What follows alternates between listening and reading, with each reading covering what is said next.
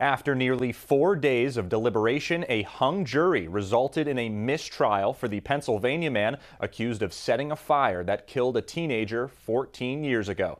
Jurors were dismissed this morning after failing to come to a unanimous verdict for 39-year-old Jeremiah Robb. Robb is charged with felony murder and 2 counts of arson in the death of 17-year-old Jeffrey Aissa, who died in a massive house fire at 20 Milford Street in the early morning hours of St. Patrick's Day of 2011. 12 years later, investigators working on a lead in the cold case visited Robb at his home in New Milford, PA, where he eventually broke down and confessed to the crime. Jurors saw nearly 5 hours of Robb's videotaped confession in which he admitted to setting fire to a recycling bin on the front porch of the Aissa home on Milford Street.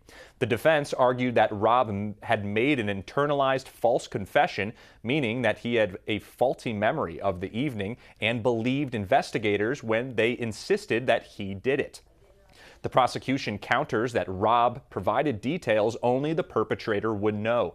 Members of the jury indicated that some opposed convicting Robb without any physical evidence incriminating him.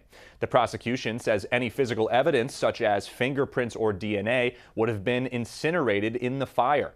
After being declared a mistrial, the Broome County District Attorney's Office released a statement saying, quote, "Our office intends to reach out to the jurors and the victim's family and will then evaluate our next steps in the case," unquote.